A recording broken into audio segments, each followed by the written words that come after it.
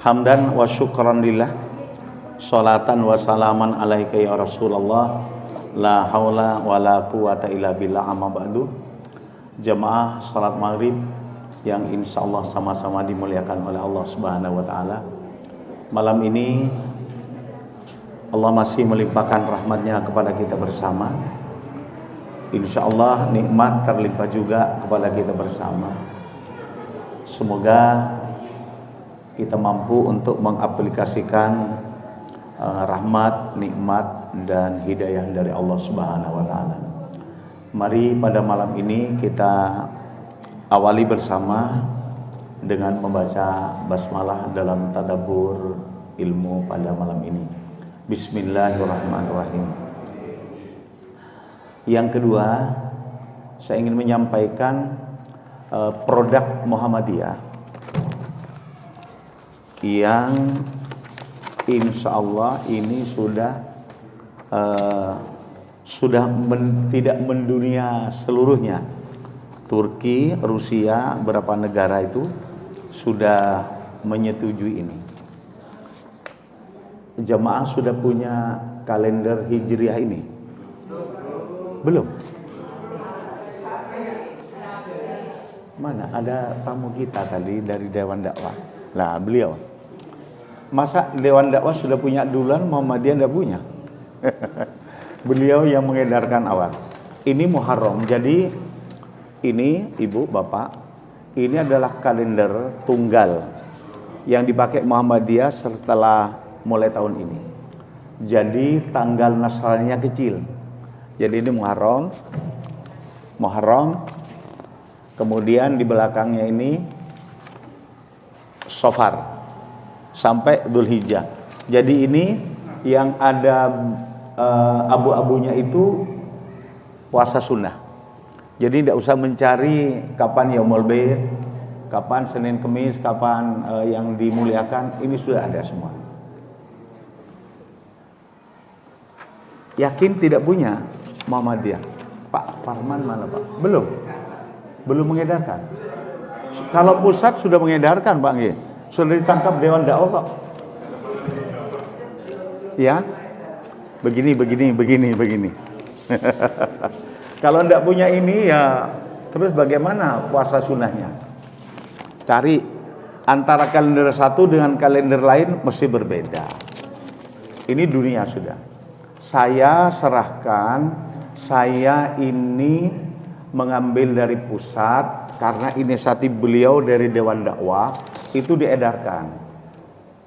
Sementara Muhammadiyah tidak mengedarkan. Saya tanya, kok sudah Muharram habis Pak? Kalau diedarkan nanti bulan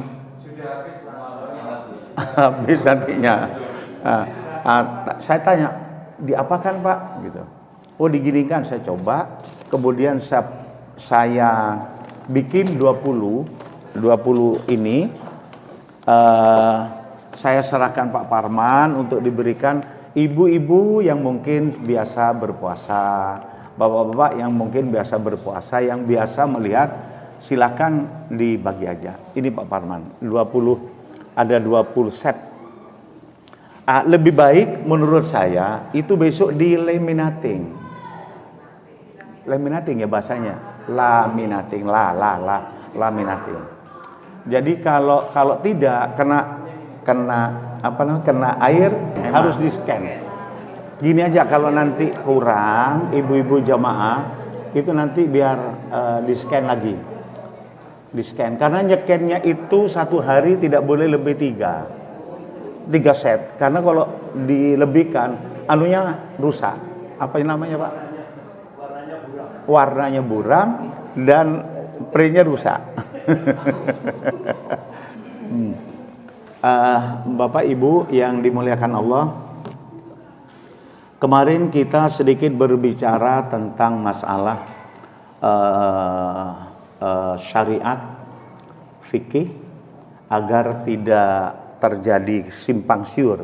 Saya ulang, syariat itu adalah apa yang ditentukan oleh Allah dan Rasulnya, itu namanya syariat. Jadi Al-Quran Al-hadis, sunnah itu namanya syariat. Sementara fikih, miring Pak. Ini kiai muda ini. Sementara fikih itu adalah pemahaman para ulama tentang syariat. Ya, gampangnya. Fikih itu artinya faham. Jadi ulama yang faham terhadap syariat, pemahamannya itu disebut fikih. Munculnya kodifikasi fikih itu hampir bersamaan dengan kodifikasi hadis. Jadi setelah Nabi meninggal 200 tahun. Jadi baru muncul. Jadi imam-imam madhab itu yang 7 imam madhab itu namanya munculnya ilmu fikih. Pemahaman ulama tentang Al-Quran dan tentang sunnah. Contoh saja, contoh kecil. Tadi malam saya dialog di Python dengan PDM kabupaten dan para jamaah. Itu ada yang bertanya begini, Pak, apa kaitan dengan wasilah? Jadi wasilah dalam Al-Quran itu ada yang mengartikan wasilah itu kepada siapapun juga. Tetapi ada yang mengartikan kepada orang mati boleh, kepada amal usahanya boleh, kepada orang yang masih hidup boleh, kepada orang yang mati, yang alim boleh. Itu fikih namanya. Tetapi contoh yang ada setelah Nabi meninggal, orang berwasilah itu kepada orang yang hidup. Siapa? Ketika kita minta hujan, kita berwasilah, para sahabat Nabi berwasilah itu kepada pamannya Nabi yang masih hidup. Yang kedua berwasilah kepada amal usahanya. Kalau Bapak Ibu pernah tahu mendengar tentang 3 pemuda yang ada dalam goa, itu amalnya. Tetapi jangan disalahkan pada orang yang berpendapat beda. Itu fikih saja kok. Sama yang saya katakan, Pak Taufik sama anak saya sama-sama dokternya, kalau diberitahu tentang influenza, saya punya keyakinan tidak sama pilnya itu. Tidak sama. Apakah kemudian Pak Taufik disalahkan, terus anak saya disalahkan? Ya nggak bisa. Itu adalah pemahaman tentang penyakit. Fikih itu pemahaman tentang itu. Bapak Ibu mau melihat, mau mencontoh apa silahkan, tapi jangan menghujat yang lain.